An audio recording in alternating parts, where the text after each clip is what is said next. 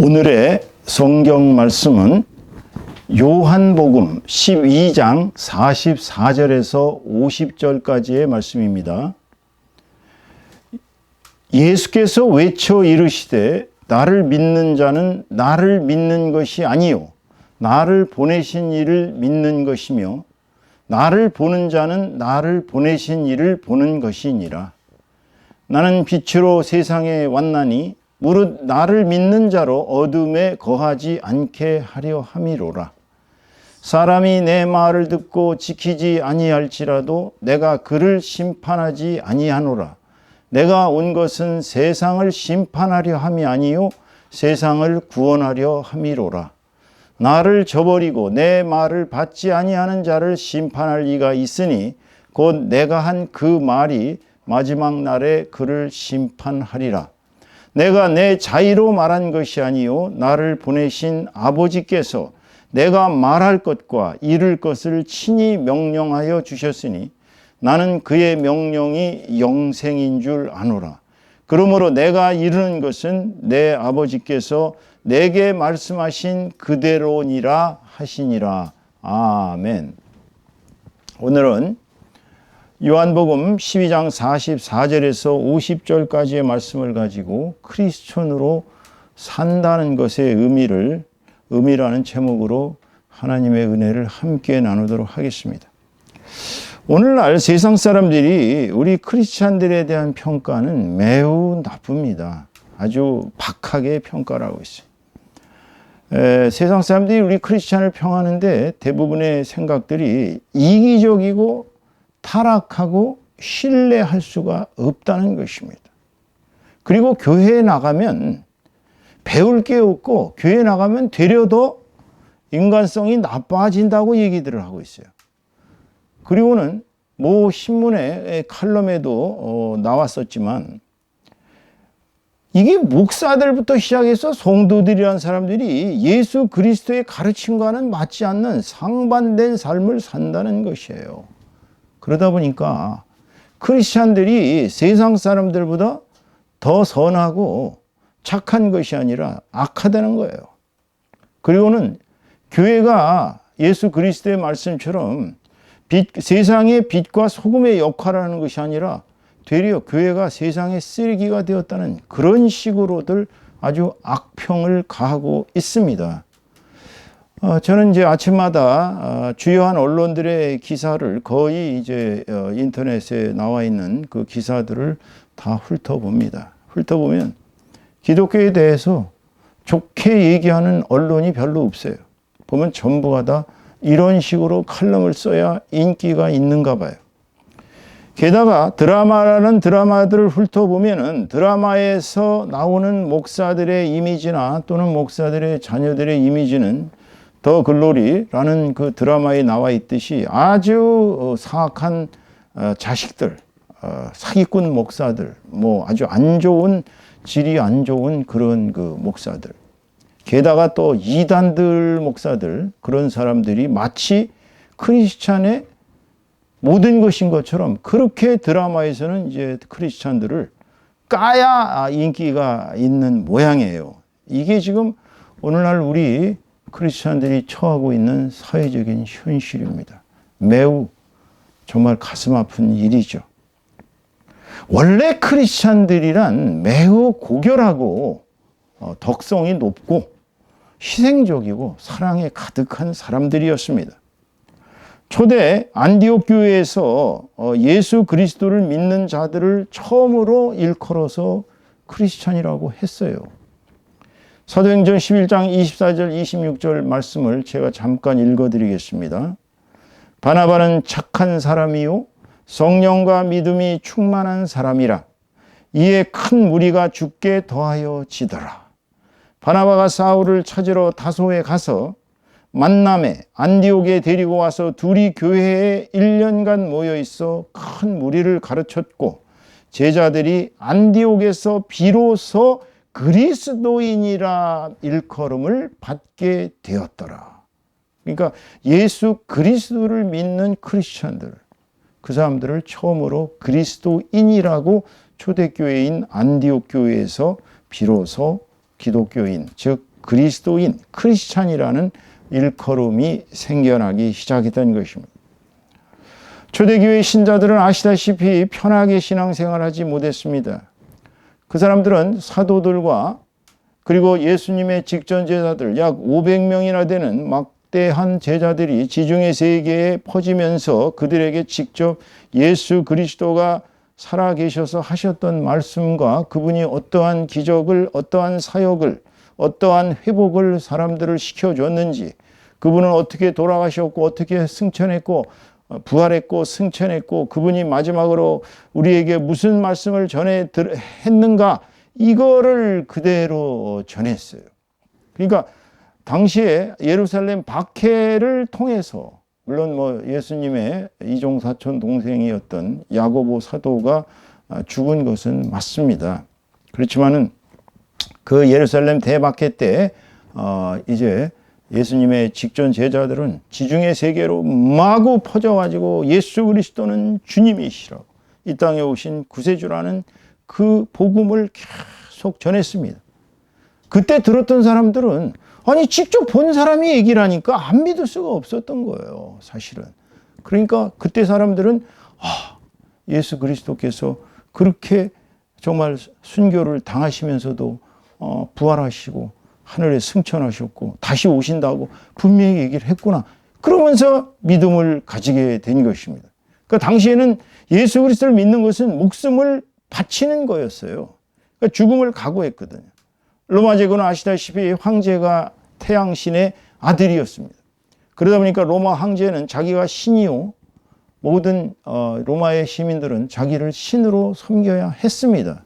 그러나 예수 그리스도라는 새로운 신이 생겨나고 로마의 왕궁서부터 이 많은 사람들이 그냥 예수를 믿는 거예요. 그래가지고 로마의 황제의 권위가 손상당했다고 생각을 했습니다.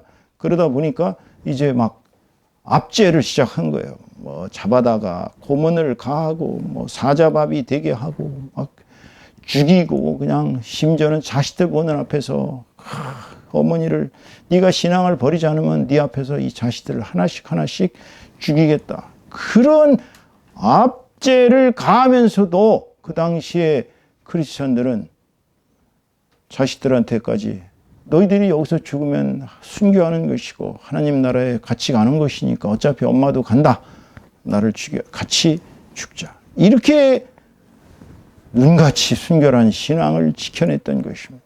그러니까 순교자들의 신앙 속에서 그걸 보는 로마 시민들은 기절을 하는 거예요. 거기다가 또 사도들을 불 속에 던졌는데도 불에 타지 않고 요한 사도 같은 경우 살아남았고, 이게 신이나 할 일이지 어떻게 인간이냐 하면서 살리라고 되려 막 당국자들한테 압력을 가해서 사도 요한 같은 경우는 반모아 섬으로 귀향을 가게 됐던 것입니다. 여러분, 이 로마 제국의 압제가 심해지면 심해질수록 당시에 크리스찬들은 그 순교를 더욱더 소중하게 여기고 눈같이 순결한 신앙을 투철하게 지켜냈던 것입니다. 이제 로마는 예수 그리스도 앞에 굴복했습니다. 황제서부터 시작해서 모든 관리들은 이제는 거꾸로 예수 그리스도를 믿지 않으면 이제는 이단이 됐어요. 반역이 됐습니다. 그래서 가톨릭이라는 로마 교황을 정점으로 하는 사도 베드로가 초대 교황이라는 논리를 내세워가지고 이제 천국 열쇠는 로마 교황이 가지고 있다고. 왜냐하면 베드로에게 주님이 주셨기 때문에 베드로가 곧 제1대 로마 교황이고, 이 땅에서 매면 하늘에서도 매일 것이요, 이 땅에서도 풀면 하늘에서도 풀릴 것이다라고 주님이 얘기하셨던 거를 빙자 삼아가지고 가톨릭은 이제 무지막지한 그야말로 하이어라키, 철저한 로마 교황을 정점으로 하는 교황 대주교, 추기경이죠. 추기경, 대주교, 주교, 그 다음에 주임 신부, 수사, 아주 막 엄청난, 거기다가 이제 수도사, 또 수도하는 여자들, 수녀들이죠. 이렇게 어마어마한 이 삼각형의 하이아라키를 그 철저한 복종 체제로 만들어서 교황이 예수 그리스도의 자리에 앉아버린 것입니다. 그러니까 이제 교황은 세상 권력과 결탁해가지고요, 이제는 되려 세상 권력과 타협을 해서 세상 권력을 옹호해주는 세력이거나 아니면 세상 권력을 뺏으려고 싸우다가 결국은 가톨릭은 철저히 타락해 가기 시작했습니다. 타락이 얼마나 극도에 이르렀습니까? 로마 교황의 과거 비리를 보면요. 제가 뭐 형제나 마찬가지인 가톨릭 교회 교황들이 얼마나 사악했는지를 차마 이 자리에서는 말씀드릴 수는 없습니다. 제 친구들도 가톨릭이 많기 때문에. 그러나 가톨릭의 흑역사는 끔찍합니다. 너무너무나 타락하다 보니까 이제 종교개혁이 일어났다는 것입니다. 그래서 우리 기독교가 확립됐어요. 개신교라는 이름으로. 이때에도 크리스찬들은 그냥 내가 개신교인이 된 게 아닙니다. 왜냐하면 이제는 거꾸로 구교에서 탄압을 합니다. 가톨릭이 탄압을 해요. 너 신교야? 너는 죽어야 돼.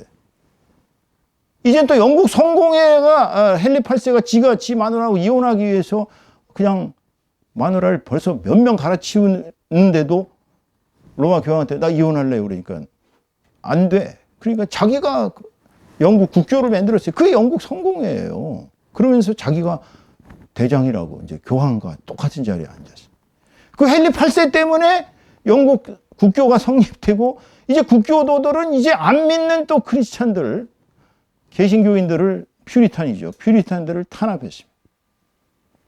그러니까 당시에 기독교가 된다는 것은 내 신앙을 위해서 내가 목숨을 버려야 돼요. 그 영국에는 이제 할 수 없이 이제 장로교가 생겨났습니다. 감리교도 생겨났어요. 침례교도 생겨났습니다. 이게 다 영국에서 누구 장난 때문에 생긴 거냐면 헨리 8세가 국교를 만들고 또 로마가 너무너무나 타락하니까 로마 교황이 너무 타락해서 가톨릭을 도저히 신앙으로 받아들일 수 없는 사람들이 개혁을 하다 보니까 장로교도 생겼고 감리교도 생겼고 침례교도 생긴 거예요.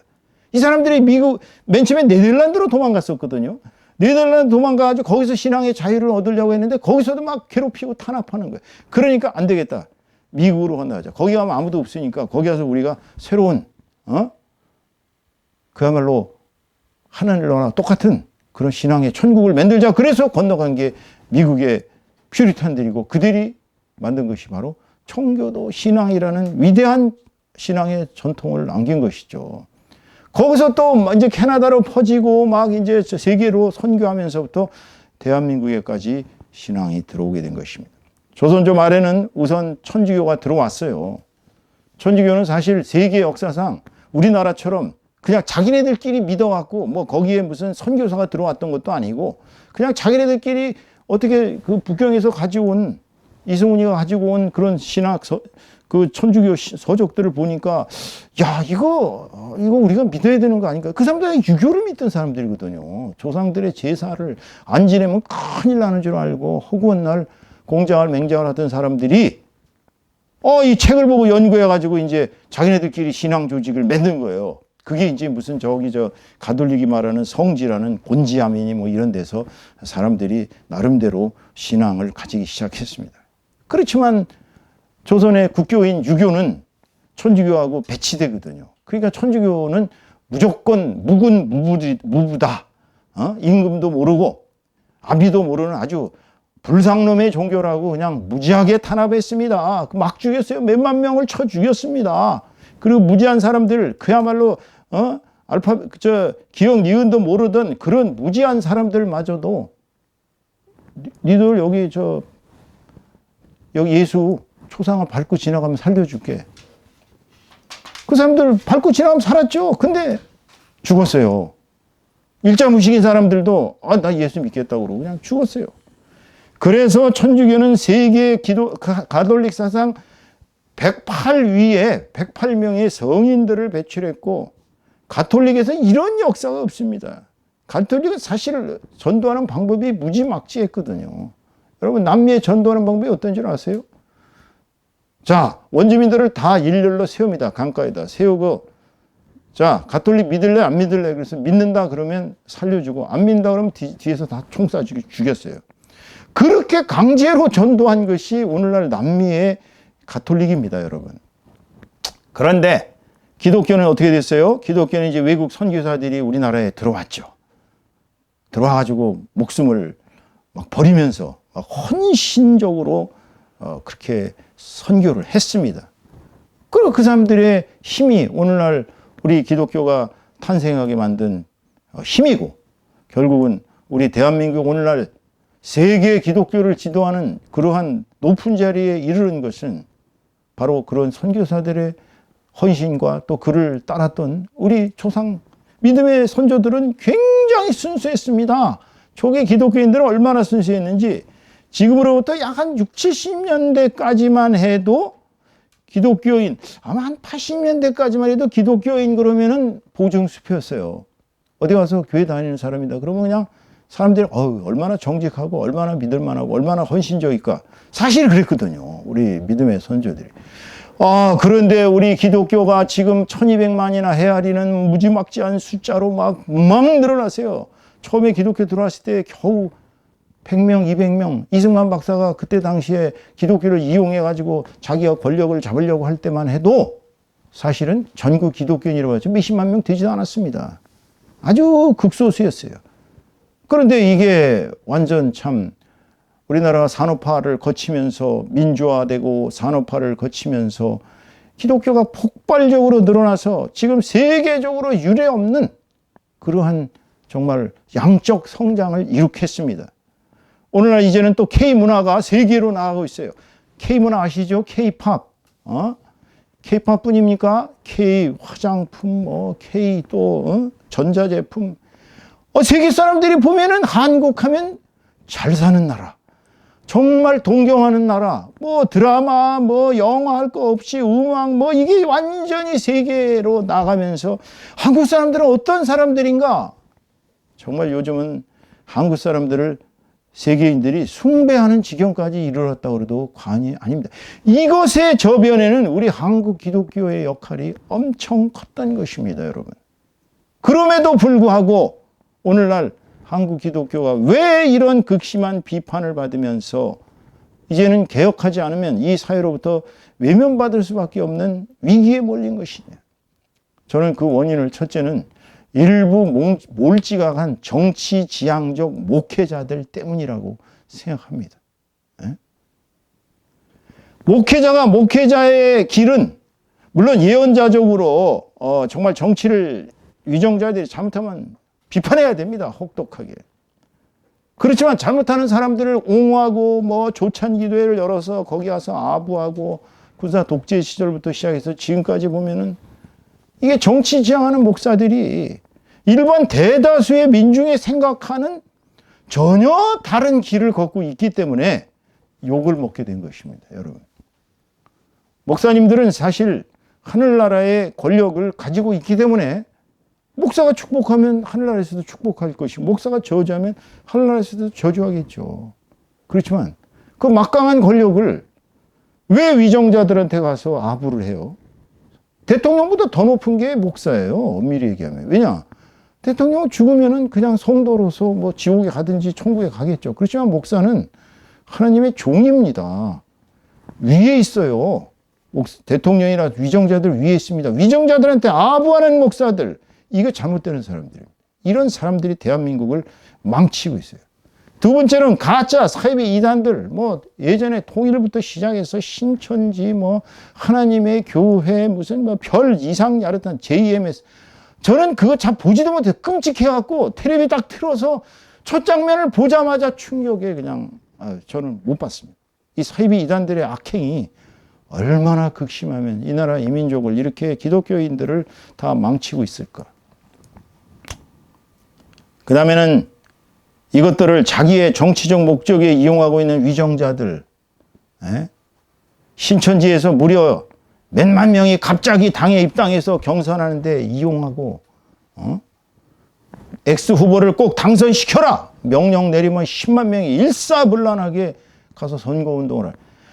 이런 것들 때문에 우리 기독교가 지금 이 지경이 되고 욕을 먹고 정말 우리 기독교인들이 얼마나 눈물과 피땀을 흘리면서 이 나라 이민족을 위해서 새벽 때마다 이 민족이 복음화돼서 예수 그리스도의 제사장의 나라, 선교의 대국이 되고 남북한이 하루빨리 저 백두에서 저 한라까지 일요일 되면 흰옷 입은 주의 백성들이 복음을 듣고 주님께 기도하는, 이렇게 복음화와 통일을 위해서 울부짖으며 기도하는 성도들이 얼마나 많은지 모릅니다. 1200만 명 중에 대다수의 기독교인들이 이렇게 나라와 민족을 위해, 복음화를 위해 기도하고 나라와 민족을 위해, 통일을 위해 기도하는 사람들이 그렇게 많다는 사실을 잊으시면 안 됩니다. 그러니까 무조건 기독교들이 지금 사악하다, 기독교는 망했다, 기독교는 이제 완전히 교회가 끝나, 이런 식의 몰지각한 비판은 이건 처음부터 끝까지 잘못된 것입니다, 여러분. 일부가 그런 걸 가지고, 물론 그 사람들을 도려내면 좋겠죠. 저는 가끔 가다가 참 이렇게 그 무슨 이상한 당인가 하는 당에서 보니까 뭐 무슨 주사파 척결 막 이렇게 무지막지한, 척결이라는 단어를 제대로는 알고 있는 것인가? 인간의 사상을 척결한다는 것이 가능한 것입니까, 여러분? 한번 잘 생각을 해 보십시오. 저는 공산주의도 반대하고 주사파도 반대하고 극좌도 반대하지만 파시즘, 극우도 반대합니다. 자고로 극단적인 정치 세력들이 권력을 잡았을 때는 대다수의 선량한 시민들이 피해를 봐왔습니다. 그게 인류 역사예요. 그런데 무지막지한 용어를 마구 남발하고 척결한다, 뭐 없앤다, 뭐 다 죽여야 된다, 도려내야 돼, 이런 식의 몰지각한 행동들을 우리 크리스찬들은 하면은 안 됩니다. 그렇다면 오늘 본문 말씀에 나오는 그 본문을 중심해서 오늘 우리가 크리스찬들은 어떠한 사람들인가라는 그러한 오늘의 주제를 한번 살펴보겠습니다. 첫째, 우리 크리스찬들은 어떠한 사람입니까? 오늘 본문 말씀에 나와 있는 대로 크리스찬들이란 예수 그리스도에 대한 강고한 믿음의 반석 위에 굳건히 서 있는 자들이 크리스찬들입니다. 여러분 오늘 본문 보세요. 44절 보면 예수께서 외쳐 이르시되 나를 믿는 자는 나를 믿는 것이 아니요 나를 보내신 이를 믿는 것이며 그랬어요. 예수 믿는다는 거는요, 사람들이 착각하고 있어요. 인간 예수를 믿는 것이 아닙니다. 예수 그리스도를 보내신 하나님을 믿는 것이에요. 왜냐하면 이 우주 만물의 주인이신 하나님을 예수 그리스도를 통해서 믿을 때 우리는 예수 그리스도와 하나님을 동시에 성령 안에서 하나로 연합하게 되는 것입니다. 히브리서 11장 1절에서 3절 보면 믿음은 바라는 것들의 실상이요 보이지 않는 것들의 증거니 선진들이 이로써 증거를 얻었느니라. 믿음으로 모든 세계가 하나님의 말씀으로 지어진 줄 우리가 아나니 보이는 것은 나타난 것으로 말미암아 된 것이 아니니라 그랬어요. 믿음이 있어야 그게 바로 올바른 크리스천인 것입니다. 누구를 통한 믿음? 예수 그리스도를 믿는 것이 곧 하나님을 믿는 것이라는 거예요. 오늘 본문 44절의 말씀은 그겁니다. 두 번째로는 우리가 하나님을 본 사람은 자고로 없다 그랬습니다. 하나님을 본 사람은 유사일에 없어요. 자, 그러나 예수 그리스도는 이렇게 본문 45절에서 말씀하셨어요. 나를 보는 자는 나를 보내신 이를 보는 것이니라. 예수 그리스도를 보는 것이 바로 하나님을 보는 것이라고 얘기했어요. 이것을 갖다가 마릴 성도 예수 그리스도교인가 하는 그 좀 우리나라에서는 이단이라고 그럽니다만 그 이단 종교에서는 바로 하나님은 사람과 똑같이 생겼다. 신인 동형론이라는 걸 주장했습니다. 그러나 본문 45절에 오늘 말씀처럼 예수 그리스도가 곧 하나님의 모습입니다. 예수 그리스도를 보는 것이 하나님을 보는 것이에요. 요한복음 1장 18절에 보면 본래 하나님을 본 사람이 없으되, 하나님 본 사람 누가 있어요?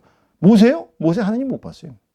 하나님을 보면 살 수가 없어요, 인간은. 그렇기 때문에 하나님께서는 너를 내가 지나갈 때에 바위 틈에 너를 눌러서 너는 내 등 뒤만 볼 것이다 그랬어요. 하나님의 영광이, 엄청난 영광이 나타났습니다. 모세는 충격 속에 떨고 있었겠죠. 그러자 하나님이 인자하시게도 모세를 바위 틈에다가 누르시고 모세는 하나님의 등 뒤만 바라봤습니다. 하나님을 본 사람은 유사일에 아무도 없습니다. 예수 그리스도만이 하나님을 보시는 분이에요. 그렇기 때문에 우리는 예수 그리스도를 통해서 하나님을 보게 되는 것입니다. 요한복음 14장 8절 12절에 보면 빌립이 이르되 주여 아버지를 우리에게 보여 주옵소서 그리하면 족하겠나이다. 예수께서 이르시되 빌립아 내가 이렇게 오래 너희와 함께 있으되 이제 3년간 있었어요. 네가 나를 알지 못하느냐? 나를 본 자는 아버지를 보았거늘 어찌하여 아버지를 보이라 하느냐? 내가 아버지 안에 거하고 아버지는 내 안에 계신 것을 네가 믿지 않느냐? 아니하느냐? 내가 너희에게 이르는 말은 스스로 하는 것이 아니라 아버지께서 내 안에 계셔서 그의 일을 하시는 것이라. 내가 아버지 안에 거하고 아버지께서 내 안에 계심을 믿으라. 그렇지 못하겠든 행하는 그 일로 말미암아 나를 믿으라. 자, 이 빌립이라는 사람은 여러분도 알다시피 예수 그리스도를 보면서도 하나님을 보여달라고 그랬어요. 하나님을 보여주시면 저희가 믿겠다고. 그러자 예수께서 내가 곧 하나님이다. 내가 하나님의 모습 그대로 이 땅에 온 것이고 내가 하는 말은 하나님의 말이요 내가 하는 모든 기적은 사역은 다 하나님께서 내 안에서 하시는 것이다. 네가 이거를 3년 동안 같이 세미나리 생활을 신학대학원을 예수님하고 같이 3년을 다니면서도 아직도 믿지 못하느냐. 믿음이 없는 것이죠. 열두 사도들은 예수 그리스도께서 하나님이라는 사실을 믿을 수가 없었어요. 언제 믿었어요? 이제 부활하신 다음에 나타나서 내 영은 살도 없고 뼈도 없지만 내 못자국 난 손과 내 옆구리에 창자국 난 허리를 봐라. 도마는 그랬지 않습니까? 내가 예수 그리스도가 다시 살아났다는 걸 보지 않았는데 내가 어떻게 믿느냐. 내가 그 손에 못자국을 만져보고 옆에 창을 찔린 허리를 내가 만지고서야 그제서야 나는 예수께서 진짜 부활하신 줄을 믿겠노라 라고 도마는 큰 소리를 쳤습니다. 나중에 예수님이 오셔서 도마야, 그러니까 도마가 기절해가지고 하나님이시오, 저의 하나님이십니다, 저의 구세주십니다. 그제서야 주님께서 그에게 질책을 하시죠. 너는 보고야 나를 믿느냐? 보지 않고 믿는 자가 복되도다. 그렇게 도마를 꾸짖으셨어요. 봐야 믿는 것은 여러분이 진짜 하나님을 보고 믿겠다 그러면 여러분 보는 순간 다 없어질 텐데 하나님 보고 어떻게 살 수 있겠어요? 쉽게 생각해 보세요. 여러분이 가서 200볼트만 만져도 찌지직 해갖고서 쓰러질 텐데 하나님께서 200볼트밖에 안 되시겠어요? 볼트로 따진다면 아마 한 2억 볼트, 우주를 만드신 분이니까 하나님을 어떻게 우리가 가까이 할 수 있겠어요? 천국에나 가야 영광성에 계신, 빛 속에 계신 하나님을 볼 수가 있습니다. 그러니까 우리는 이 땅에 오신 인간, 사람의 모습으로 이 땅에 오신 예수 그리스도를 통해서만이 하나님을 볼 수 있는 것입니다. 자, 두 번째로 크리스찬이란 어떤 사람입니까? 크리스찬들이란 예수 그리스도라는 빛 속에 거하며 살아가는 자들이에요. 여러분, 예수 그리스도는 빛으로 오셨다고 얘기하셨습니다. 나는 이 세상에 빛으로 왔다. 깜깜한 어둠이죠. 왜냐하면 죄 짓고 사망하고 지옥으로 갈 수밖에 없는 그 숱한 인생들, 우리의 영혼이 죽어서 갈 수 있는 길은 막막한 지옥의 영원한 형벌밖에 없었어요. 그런데 예수께서 그 어둠 속에 광명으로 빛으로 오셔서 우리를 어둠에서 구원해 주셨기 때문에 우리가 예수 믿고 난 뒤에는 우리 영혼에 있는 모든 죄와 사망의 암흑은 다 사라지는 것입니다. 여기서 예수께서 얘기하시는 빛이란 곧 생명의 빛입니다. 생명입니다. 생명은 뭐예요? 진리예요. 진리가 아닌 것은 생명이 될 수가 없어요. 거짓이기 때문에. 진리는 뭐예요? 우리가 곧 가야 할 길입니다. 그러니까 예수 그리스도께서 이 땅에서 빛으로 오셨고 빛은 곧 뭐예요? 생명입니다. 생명은 뭐예요? 진리입니다. 진리는 뭐예요? 길이에요. 바로 우리는 죽음에서 어둠으로 옮겼습니다. 그냥 그렇게 살아왔어요. 죽음에서 어둠으로, 암흑으로 살아왔어요. 그런데 우리가 예수 그리스도를 믿는 순간 우리에게는 어둠이 사라지고 우리는 절대로 어둠 속에서 살 수 없는 존재들이요, 우리는 절대로 죽지 않는 존재들이요, 절대로 거짓으로 구덩으로 빠지는 길을 잃어버린 자가 돼서는 아니 되는 것입니다. 그렇기 때문에 요한복음 8장 12절에 예수께서 또 말씀하여 이르시되 나는 세상의 빛이니 나를 따르는 자는 어둠에 다니지 아니하고 생명의 빛을 얻으리라. 그렇게 주님께서 얘기하셨어요. 여러분, 예수 그리스도를 믿는 사람은 바로 세상의 빛 속에 살아가는 것입니다. 생명의 빛 속에 살아가는 거예요.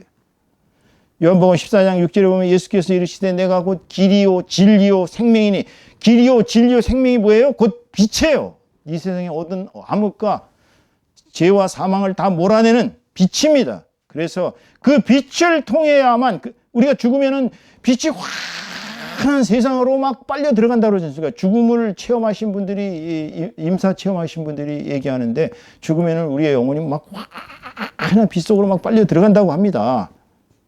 그 빛을 거쳐야 천국에 가는 거예요. 바로 예수 그리스도라는 빛을 통해야 우리가 하나님께로 갈 수가 있는 것입니다. 이것이 크리스찬이에요.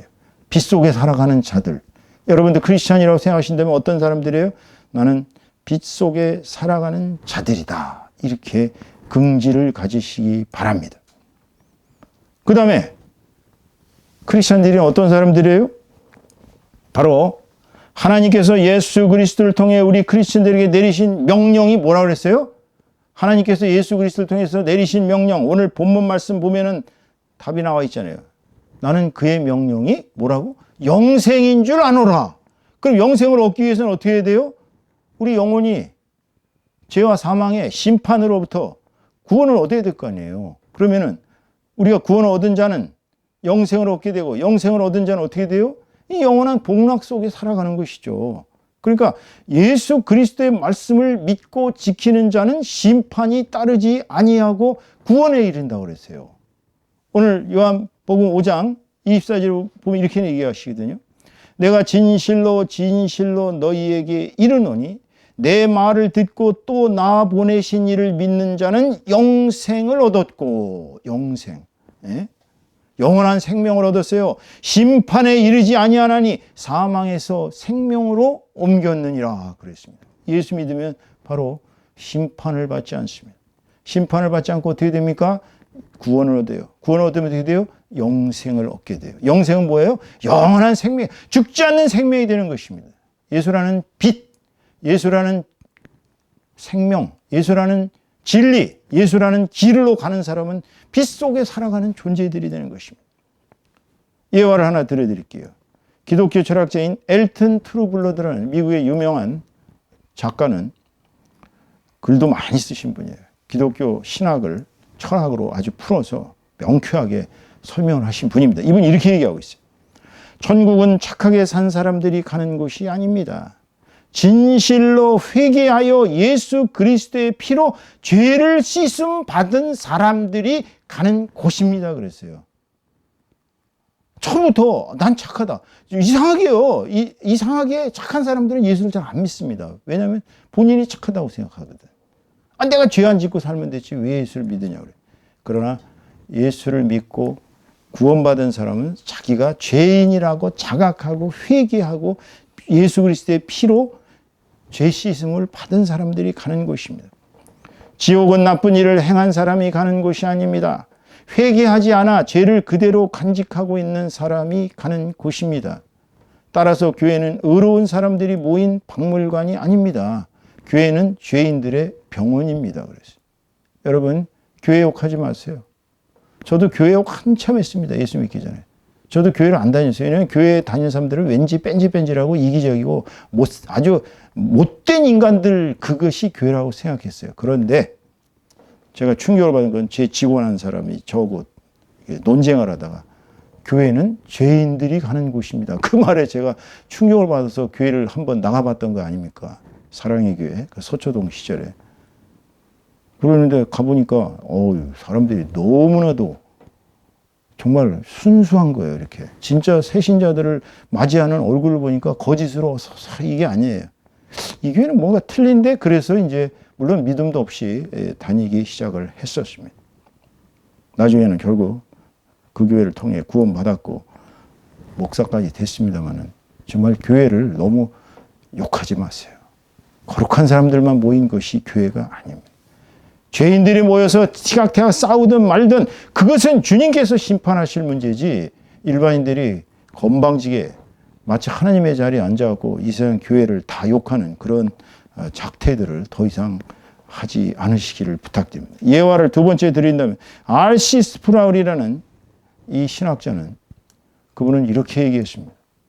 한 절, 제가 이걸 영어로만 딱 한 줄로 읽어드리고 막 설교를 마치겠습니다. Victors. 죄송합니다. Victors. 빅터가 뭐예요? 승리자들. 누가 승리자들이에요? 이꼬르 기독교인들입니다. 크리스천들. 예수 믿은 사람은 이미 빅토스가 됐습니다. 승리자들. 누구한테 이겼어요? 사단의 세력으로부터 이겼어요. 그 사람들은 어떻게 돼요? Now, 지금 여러분이 기독교인들이죠? 크리스천들이죠? 긍지가 되세요. 그럼 그 언제까지 가요? And forever. forever가 뭐예요? 영원히. 지금 그리고 영원히 승리자들로 살아가는 사람들이 바로 크리스천들인 것입니다. 오늘 설교의 결론을 맺습니다. 크리스천들은 세상에서 어떤 비난을 받는다 해도 그 중심을 예수 그리스도에게 두고 살아간다면 그 끝은 가장 아름답게 선하게 끝날 것입니다. 포기하지 마세요. 두 번째로 과거 초대교회와 중세 종교개혁 시대의 크리스천들은 혹독한 시련 속에서도 순교자적 신앙을 견지해서 궁극적으로 승리해 왔습니다.